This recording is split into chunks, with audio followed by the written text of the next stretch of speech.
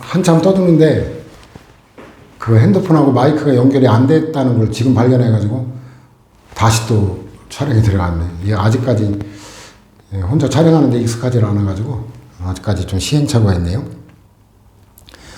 지난 시간에 이제 1장 행정에 관해서 우리가 다뤘죠.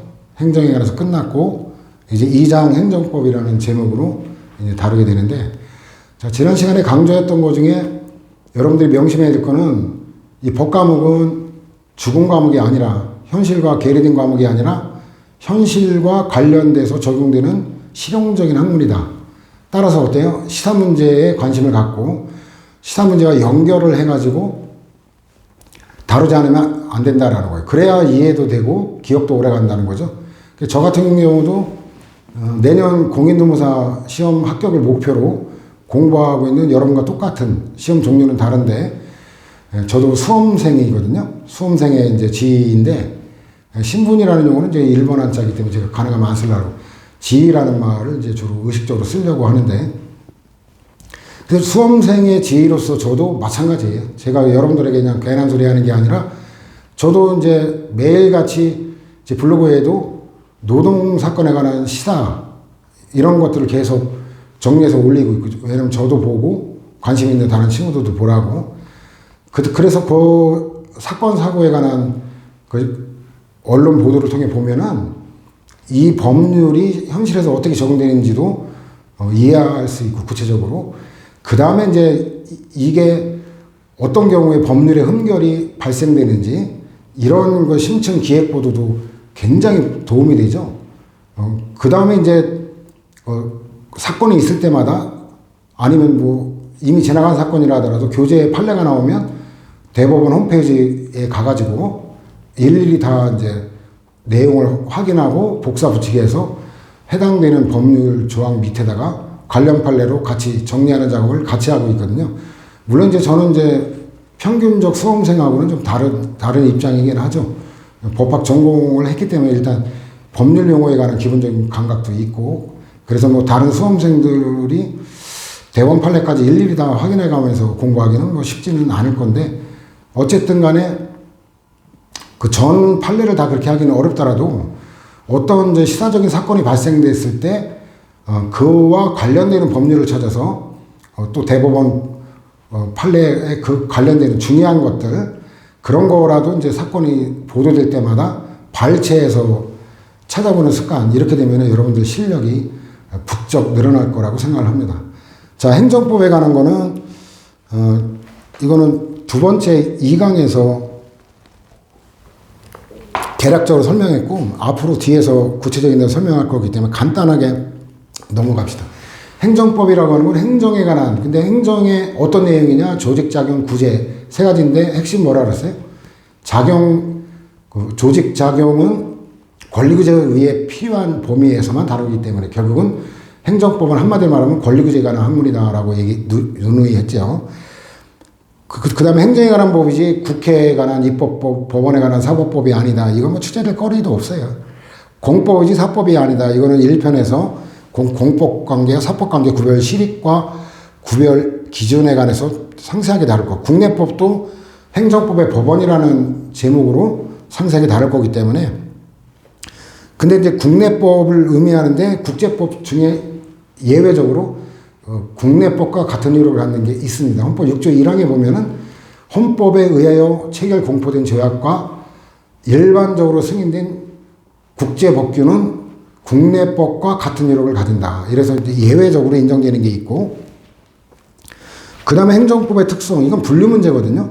다음적 행정법의 특성이 아닌 거고, 이건 분류 문제 최하급 난도예요. 이 분류 문제가 출제되면 이거는 기본적으로 내용적 특성이냐, 형식의 특성이냐, 성질의 특성이냐, 이런 게 출제되는데, 이게 독립 문제로 출제될 가능성은 거의 없어요. 옛날에 그 난도가 떨어질 때, 그때는 수험생 수준이 전반적으로 낮았을 때, 원래 이제 구급 시험 같은 경우 옛날에는 고졸 수험생들이 대부분일 때 고졸 수험생들이 보는 시험이었거든요. 근데 지금은 완전 달라졌죠. 지금 96% 이상이 거의 대부분이 대제 이상 그런 정도이기 때문에 난도가 높아졌고, 독립 문제로는 안 납니다. 이 지문 중에 하나 정도로 나는데 그런 최하급 난도에 이거 틀리면 안 되죠. 그래서 내용적 특성에 형식의 특성이 성문성이 딱 들어가면 어때요? 당장 틀리다는 걸 여러분들이 알아볼 수 있어야 돼요. 행정주체 우월성인데 이거 지배권이라고 하는데 지배권은 명령권과 형성권. 명령권은 명령에는 위반하면 처벌과 강제가 뒤따른다라는 건 상식적으로 여러분들이 알 수 있겠죠. 그 다음 형성권은 이게 여러분들에게는 또 국어적 의미와 다른 의미이기 때문에 좀 많이 생소할 건데 이건 보충 자료로 정리를 해보고 진행하도록 합시다. 자, 보충 자료 1페이지 보면 이 형성이 이제 만들다라는 의미가 일부 영역에서 사용되고 있어요.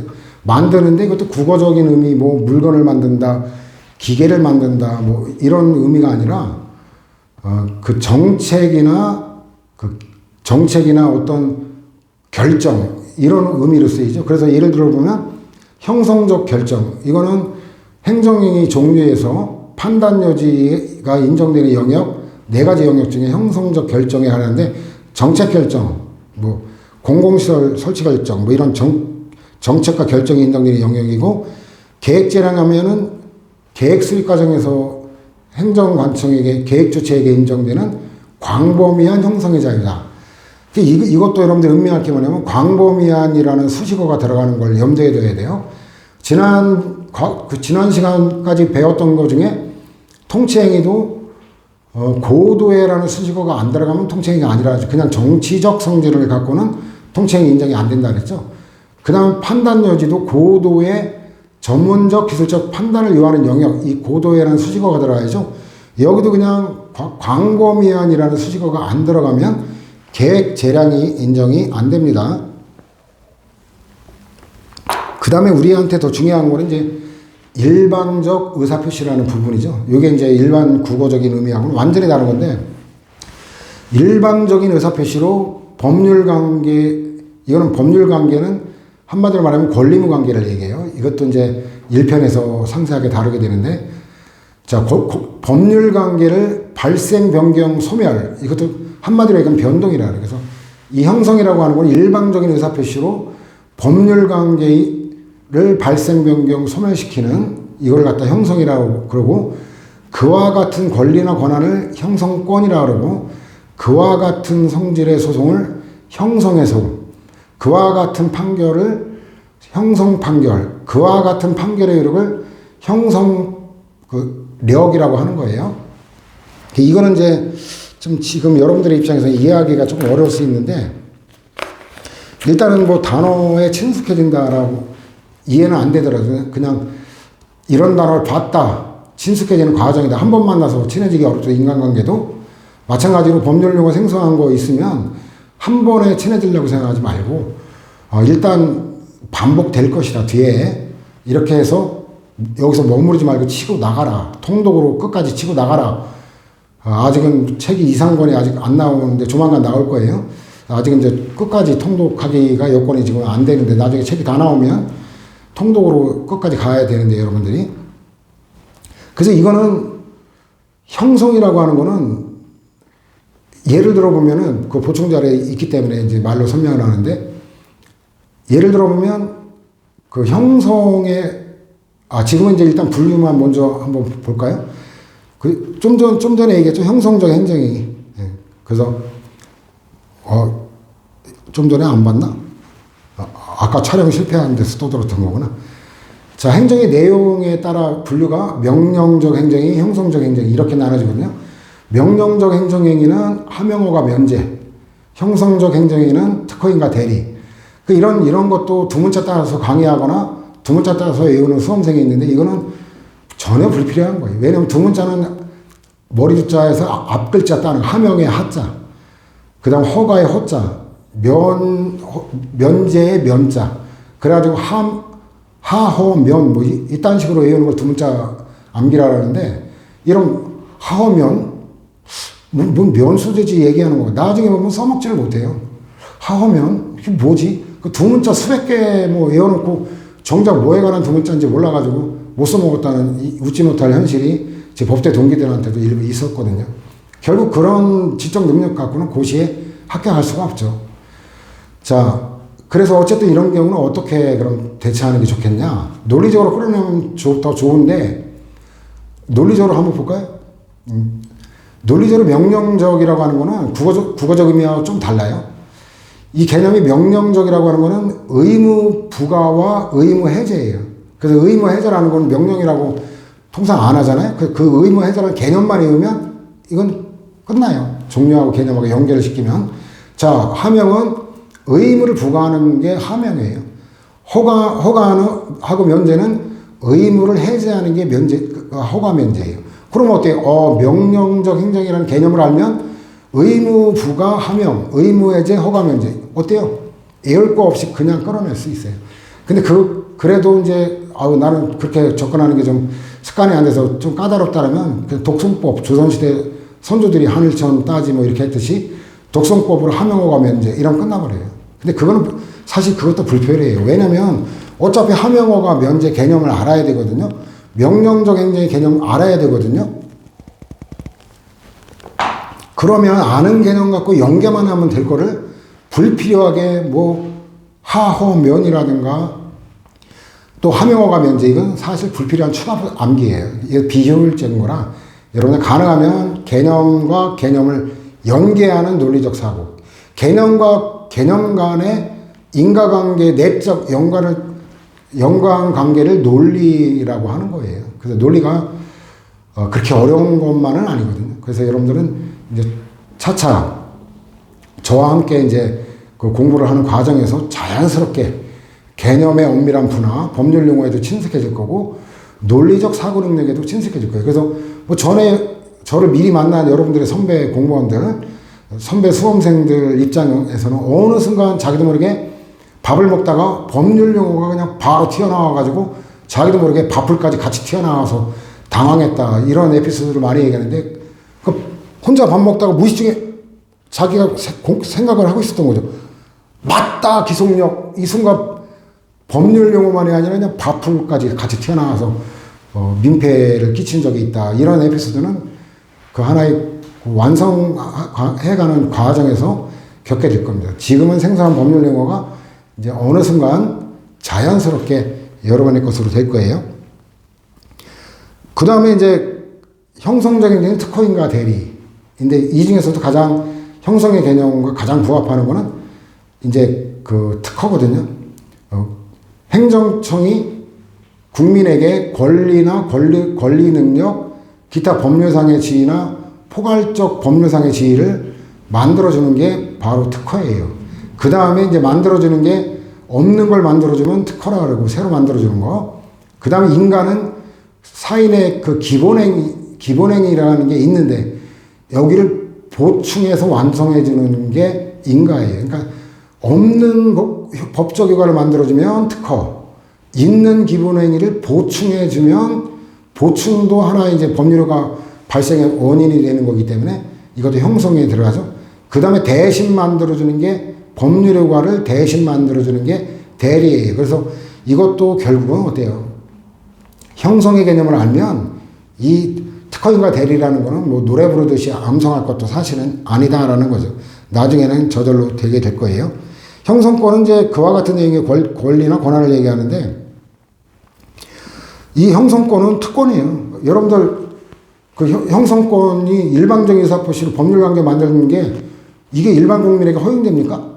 예를 들어 그 행정청에게는 허용되죠. 왜냐하면 일방적으로 조세부가 처분을 내리면 납세 의무를 갖다가 형성을 해요. 이건 특권이죠. 근데 일반 국민에게 형성권이 인정되면 어때요? 공부할 필요 없어. 공부할 필요 없죠. 형성권을 갖게 되는 그 특권이 있는 국민은 공부할 필요도 없고 노동을 할 필요도 없고 뭐 일단 어때요? 일방적으로 의무부가 하면 되죠. 지나가다 길거리에 행인 만났는데 내일 어때요? 일방적으로 의무부가 내일까지 1억 갖고 와. 그 다음에 대한항공이나 뭐 아시아나항공이 전화해가지고 내일 그 오후편 파리행 비행기 티켓을 준비해. 이렇게 일방적으로 내일 나랑 혼인식을 거행해. 이런 특권을 일반인에게 인정할 수가 없죠. 자, 이와 같은 걸 인정하는 이유는 공익 때문에 그런 거지, 사사로운 일반 국민에게는 허용되지 않는 특권이다라는 거예요. 그 다음에 형성해소. 이게 바로 이제 취소소송이죠. 행정소송으로 얘기하면. 근데 이행해소는 이제 이거는 일방적으로 어떤 법률관계 처분의 효력을 갖다가 좌지우지할 수 없는 거고, 이행명령, 이행하라 라는 판결을 구하는, 명령을 구하는 소송이죠. 이게 이제 대표적인 게 의무이행소송하고 그 이행명령을 구하는 당사자 소송인데, 당사자 소송은 뭐 거의 법원에 의해서 활용이 안 되기 때문에 그냥 단어 정도 알아두면 돼요. 종류 정도 알아두면 돼요. 그 당사자 소송은 확인을 구하는 거하고 이행명령을 구하는 두 가지가 있거든요. 그 다음에 확인에서는 법률관계 존재, 부존재, 그 다음 범위, 뭐 이런 거에 확인을 구하는 소송인데, 무유동 확인 소송, 부작위법 확인 소송, 뭐 이런 것들. 그 다음에 이제 형성 판결은 취소 판결을 얘기하고, 형성력은 그와 같은 취소 판결의 효력을 얘기하는데, 예를 들어 보면 영업허가 정지 처분을 당했어요. 장사를 못하죠. 그러면 이제 장사를 내가 하려면 영업정지 처분의 효력을 부인해야 될 거 아니에요. 영업정지 처분이 없는 걸로 만들어야 내가 영업을 할 수 있겠죠. 그러기 위해서는 취소소송을 제기해야죠. 그래서 취소 판결이 나면 어떻게 되느냐. 피고의 몇 년 몇 월 며칠자 원고에 대한 영업정지 처분은 이를 취소한다. 소송 비용은 배수자인 피고의 부담으로 한다. 라는 판결이 내리면 그 판결의 효력으로 일방적으로 영업정지 처분의 효력이 즉시 효력 상실하고, 이 효력 상실한 효과는 장래효만이 아니라 영업정지 처분이 있었던 과거에까지 거슬러 올라가서 효력이 미칩니다. 이걸 소급효라고 그래요. 과거로 거슬러 올라갈 미칠급자 해가지고, 그렇게 되면은 내가 영업정지 처분을 당하고 나 인정할 수 없다 이렇게 해서 그냥 무시하고 영업을 계속했다면 이제 무허가 불법 영업으로 형사처벌 될 수 있는데 무죄 판결을 받게 되고, 그건 너무 좀 재판에 이길지 질지 모르기 때문에, 그러다가 만약에 그 패소 판결 받게 되면 내가 그 형사처벌 될 수 있으니까 그냥 장사를 일단 중단한 채 취소 그 소송을 제기했다면, 그 소송 결론 날 때에는 시간이 오랜 시간이 걸리잖아요. 그동안에 어때요? 시간이 걸리게 되는데, 취소 판결이 나면 영업정지 처분이 난 과거로 이 효력이 거슬러 올라가기 때문에 그때부터 장사를 못해 얻게 된 손해를 이자까지 다 물어줘야 되는 거죠. 그렇다면은 어때요? 근데 만약에 이걸 갖다가 취소 소송을 제기하지 않고 의무 이행 소송을 제기하면 어떻게 되냐? 피고는 몇 년, 몇 월, 며칠까지 원고에 대해 일반 음식점 영업을 허가하라. 허가할 때까지 매일 그 이행강제금을 500만 원씩 이행강제금을 지급하라. 이런 이행 판결이 나면 어때요? 행정청이 그 판결의 취지에 따라, 기속력이라 그러는데 판결의 취지에 구속돼 가지고 영업정지 처분을 갖다가 취소 처분으로 취소를 해줘야만 그때 비로소 영업정지 처분의 효력이 상실되는 거예요. 그럼 국민의 입장에서는 어때요? 행정청의 그 판결의 취지에 따른 명령에 따른 취소 처분이 있을 때까지 기다리는 게 유리해요? 아니면 그냥 취소 판결 나가지고 그냥 바로 해결되는 게 유리해요? 당연히 취소 판결이 유리해야죠. 근데 문제는 뭐냐면, 문제는 성질상 취소 소송 제기가 안 되는 소송이 있죠. 예를 들어 보면 어떤 그냥 일방적 의사로 되지 않는 성질. 예를 들어 돈을 갚는다. 이런 경우는 어때요?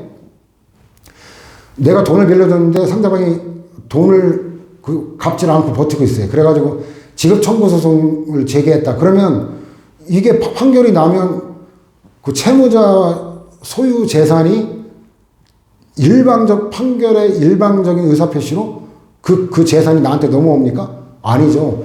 그 판결에 따른 이행이 있어야 비로소 실현될 수 있죠. 그러니까 이게 형성해소가 가능하면 형성해소가 가장 실용적인 소송이다. 그러나 그게 안 될 때 이제 보충적으로 의무이행 소송이나 확인 소송이 되는 것이다. 그래서 확인 소송은 이제 그 보충성에 관한 게 이제 굉장히 논란이 되는데 그거는 사편에서 다시 다루기로 하고. 자, 다시 교재로 오면은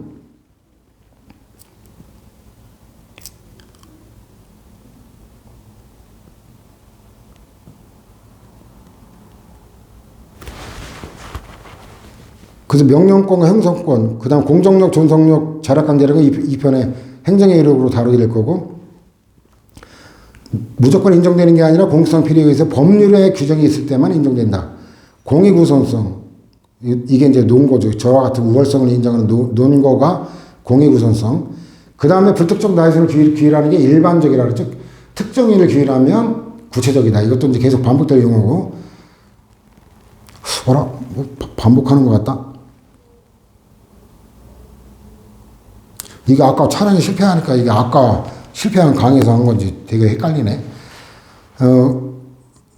어쨌든 했는지 안 했는지 제가 헷갈리기 때문에 집단을 다루기 때문에 평등 문제가 생기고 역사가 짧기 때문에 그 형성 중이다라는 거. 그 다음에 성문성은 문자로 이루어졌다라는 거예요. 물론 이제 예외적으로 관습법도 있는데 극히 이례적이고 대부분이 왜 문자로 이루어졌냐? 명령 강제를 일방적으로 당한단 말이에요. 그러면 어때요? 예측이라도 해야 내가 대비를 하지. 예측하지 못한 상태에서 명령 강제 처벌을 당하면 억울하잖아요. 그러니까 이걸 뭐라 그러냐? 예측 가능성. 이거 예측 가능성 왜 보장되냐? 법치국가 원리 중에 법적 안정성. 예측해야 내가 생활이 안정될 거 아니에요? 이것도 법치국가에서 다시 다룰 거고, 형식의 다종다양성. 규율 대상이 다양하니까 그 규율하는 법 형식도 다양하다. 그 형식은 명칭이라 그랬죠. 아까 얘기했지만. 그 법률이라는 것만이 아니라 명령이라 그러죠. 행정 입법을 얘기하거든요. 대통령령, 총리령, 부령, 조례규칙, 뭐 이런 것들. 그 다른 법률, 예를 들어 단일 법전 중에 가장 방대한 게 바로 민법이거든요. 근데 거기는 민법은 다른 특별법이 뒤따를 지언정, 연관된 지언정, 민법의 시행령 이런 건 없어요. 근데 이제 행정법은 대부분 시행령이, 대통령령은 시행령이라고 표현하거든요.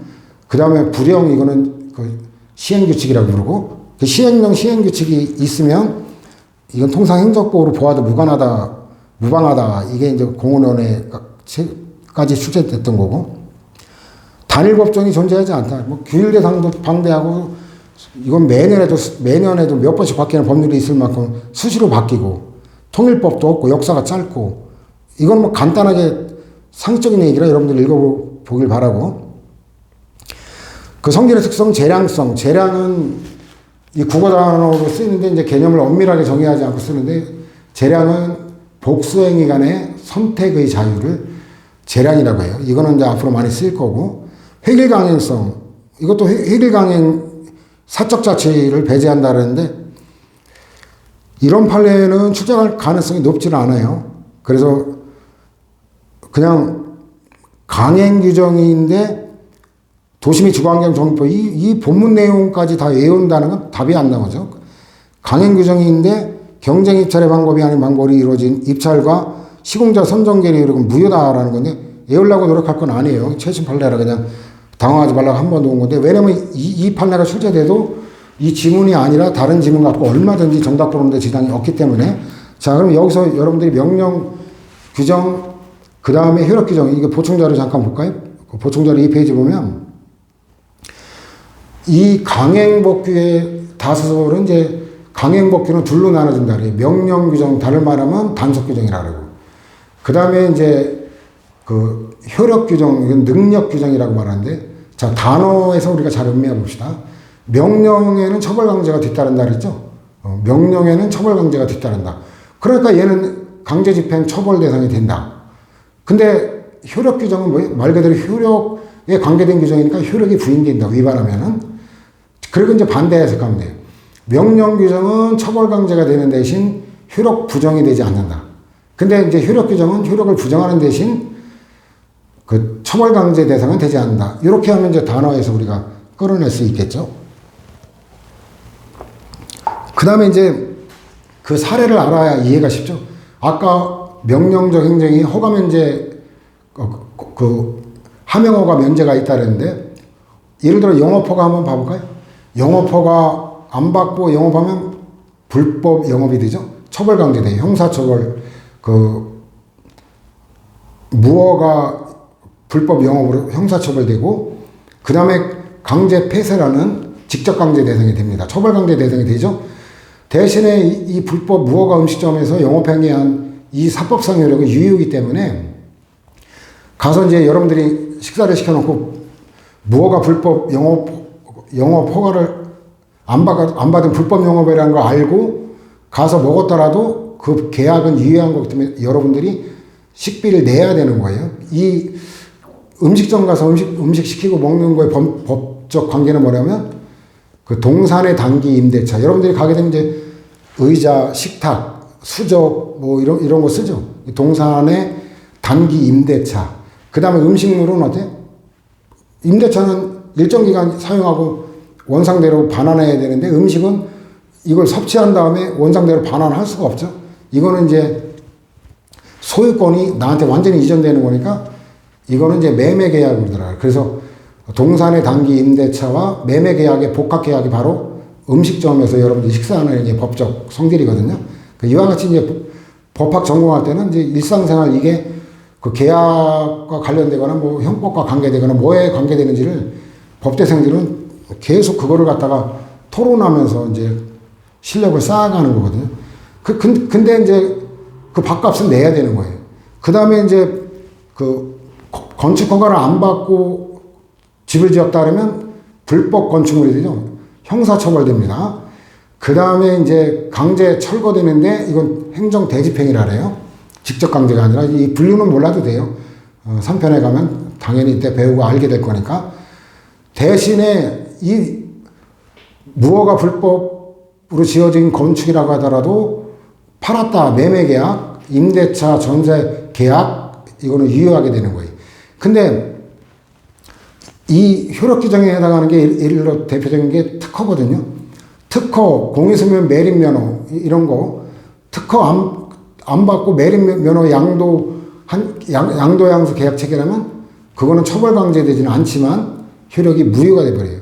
그다음에 재개발조합 설립 허가 이거 말이 허가지 실질은 특허거든요. 이런 게 좀 까다로운 점인데 또 배경을 알면 쉬운데 저런 것들이 이제 허가라는 이름인데 토지거래 계약 허가 이거는 인가에 해당하고 용어 갖고는 구별이 안 되는 게 꽤 많이 있어요. 나중에 행정회의 때 배울 건데 저것도 마찬가지예요. 조합 설립 허가 안 받고 뭐 조합 활동했다고 처벌 강제되지는 않아요. 대신에 조합 설립 효과가 무효가 돼버려요. 효력이 발생하지 않습니다. 자, 이게 행정법이에요. 그래서 행정법은 거의 99%가 대부분 명령 규정, 단속 규정이고 효력 규정 거의 없다라고 일부밖에 없다. 왜냐면 허가 사례가 행정이 대부분이거든요. 근데 민법은 이 명령 규정, 단속 규정, 처벌에 관한 규정은 그 법인에 관한 민법 총칙에서 법인에 관한 처벌 규정 빼고는 거의 찾아보기 힘들죠. 대신에 이제 그 민법 2조에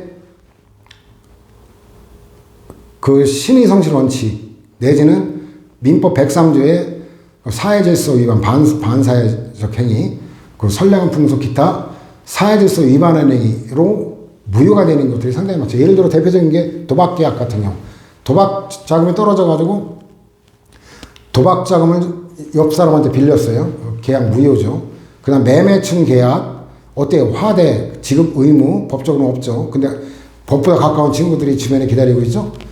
바로 조직폭력배들이 그래서 이게 법적으로 불법이기 때문에 화대를 안 내고 매매층 행위만 하고 성행위만 하고 도망가면 못 받죠. 법적으로. 그러니까 이제 선불로 하고 그것도 안 내고 버티는 놈이 있으면 법보다 가까운 친구인 조직폭력배가 해결하죠.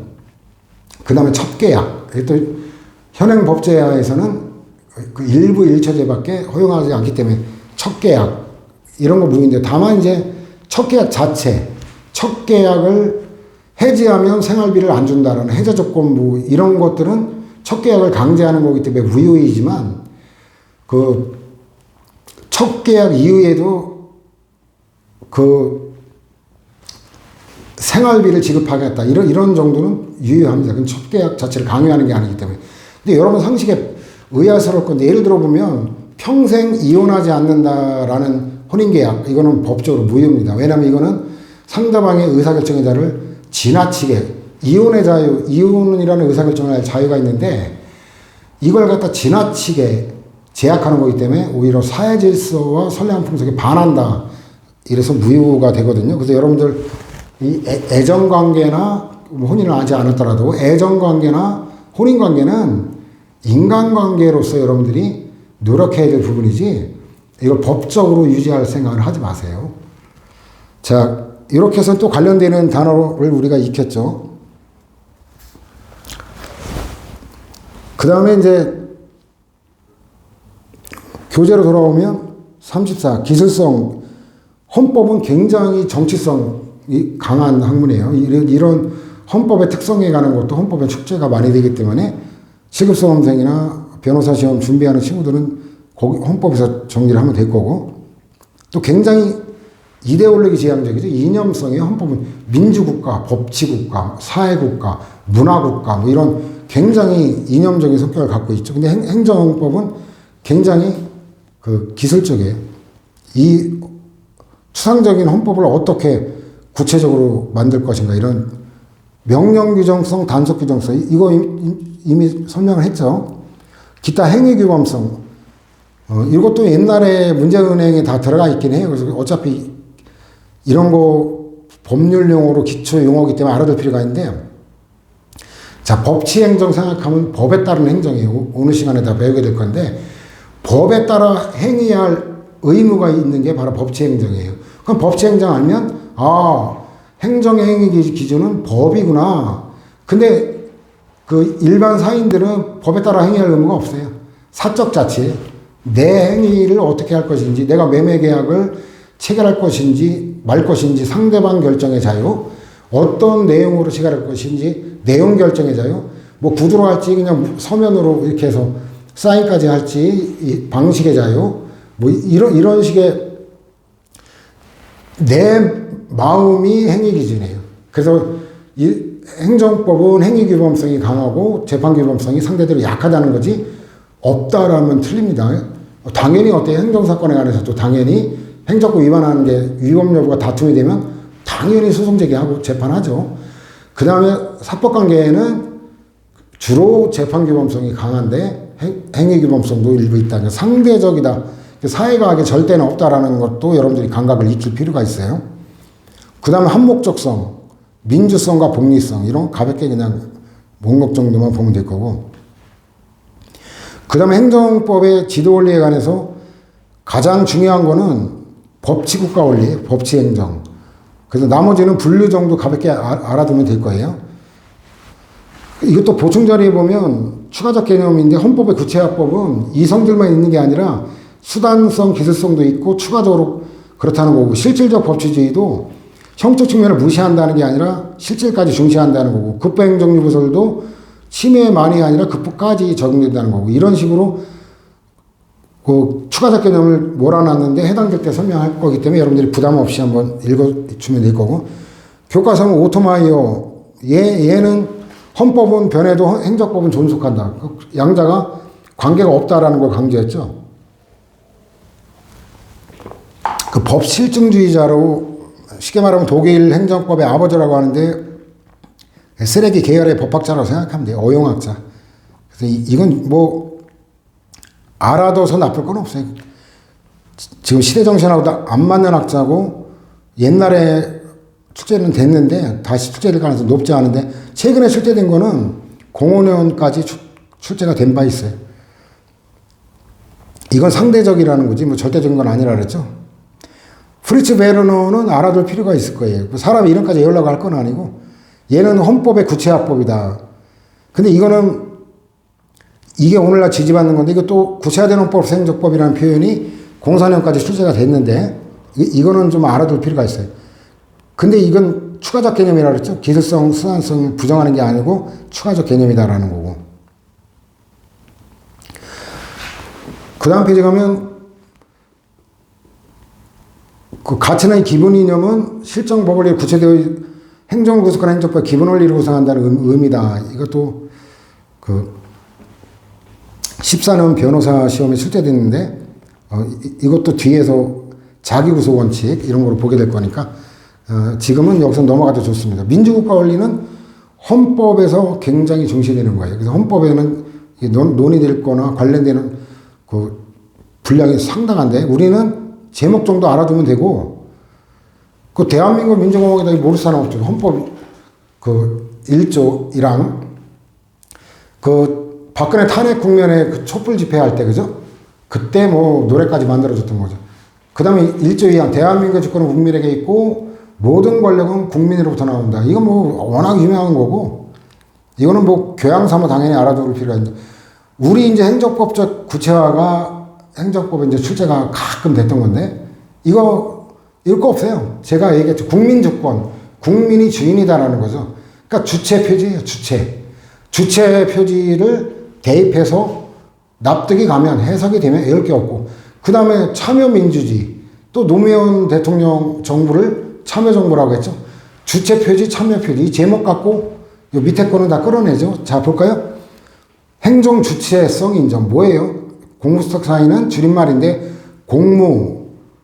공무도와 공경도와 이런 그게 아니라 공적인 사무를 줄임말이 공무죠. 공적인 사무를 위탁받은 사인, 일반 국민을 사인이라고 얘기해요. 그러니까 일반 국민의 행정 단순한 객체가 아니라 주체까지도 인정한다. 이러니까 주체 아닙니까? 그 다음에 개인적 공권의 인정과 그것도 확대 뭡니까? 권리 주체, 공권의 주체성 인정. 사인의 공법행위도 공법행위의 주체성 인정.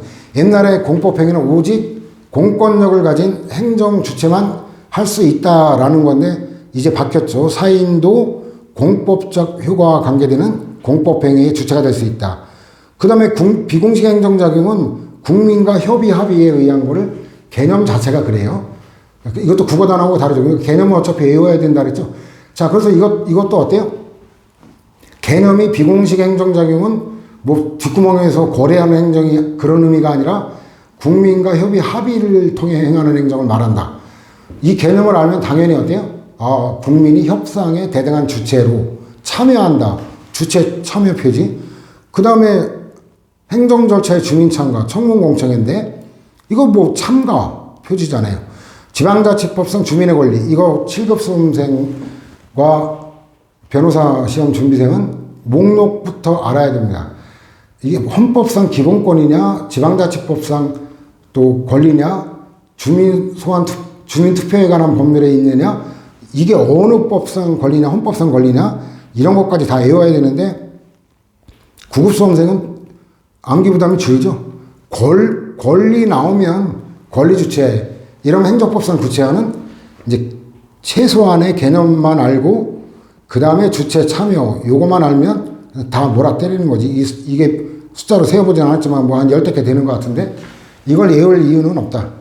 법치국가 원리가 가장 중요한 거예요. 근데 이 국가라는 말을 쓰면 이제 이거는 국가 구조에 관해 다루는 헌법 용어가 이제 법치국가. 우리는 행정법이기 때문에 그 입법 사법을 제외한 행정만 다루기 때문에 이 행정법적 표현은 법치 행정의 원리라고 해서 우리한테 가장 중요한 거는 이 법치 행정의 원리고 5시간에 이거에 관해서 아주 심층적으로 다루게 됩니다. 그 다음 36페이지 가면 사회국가 원리, 이거는 헌법에서 이제 상세하게 다루게 되는데 아직까지는 이 사회국가 원리에 관한 연구가 제대로 안 되어 있어요.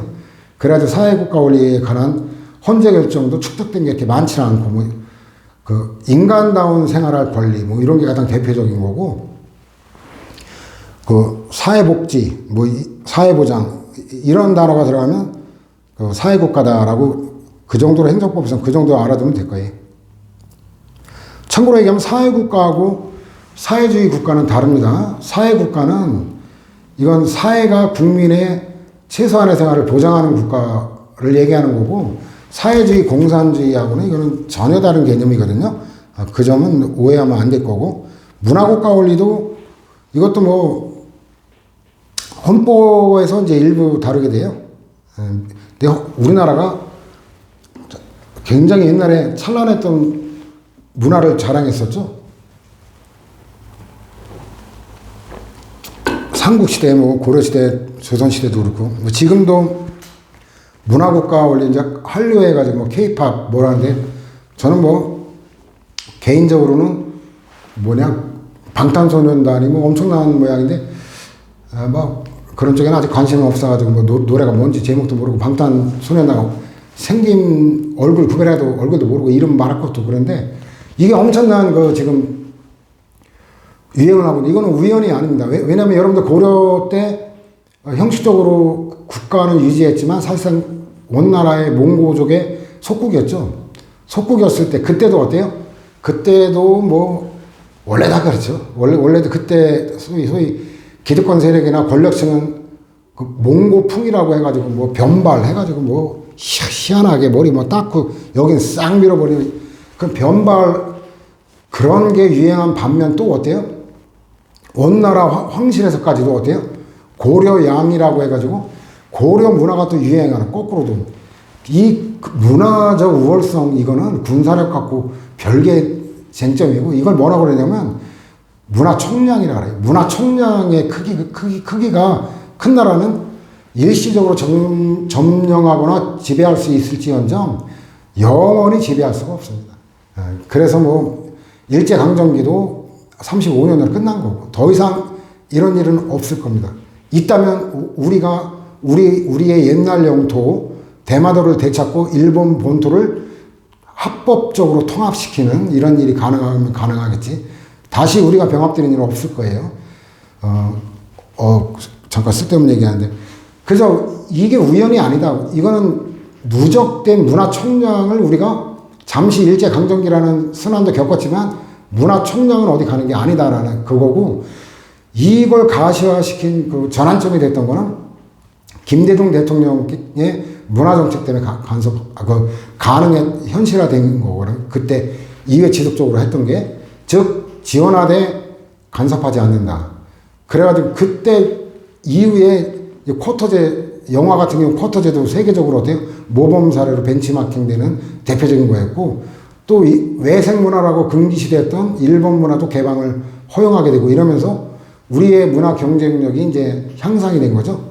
그래서 어쨌든 이 문화국가 원리는 대한민국에는 굉장히 중요한 건데, 이 법돌이들이 뭐 그 문화를 알겠어요?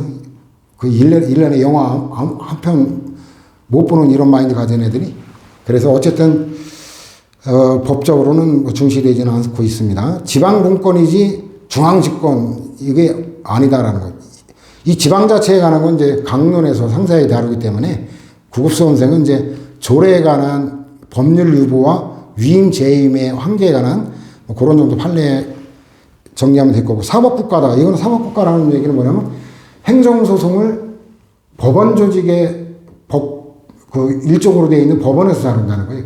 근데 국가는 뭐냐면 행정소송 사건을 관할하는 기관이 법원 소속이 아니라 법무부라는 행정기관 소속에 있는 걸 얘기하는데, 대표적인 게 프랑스의 국참사원이라고 꽁세이 됐다라고 하는데, 얘는 사법부 소속의 법원이 아니라 행정부인 법무부 소속으로 돼 있어요. 이런 게 행정국가인데 우리는 사법국가입니다. 알다시피 일반 법원, 행정법원이 설치된 서울의 경우는 서울행정법원이 관할하고, 나머지는 아직 행정법원이 설치가 안 됐기 때문에 지방법원에서 행정사건을 다루게 되죠. 이건 단어 정도 외우면 될 거고, 책임행정, 그 다음에 기본권 신장, 이런 거 뭐 상시한 거고, 지도원리가 아닌 거, 자유로운 설정, 행정조직 자유로운 설정, 행정조직 법정주의예요.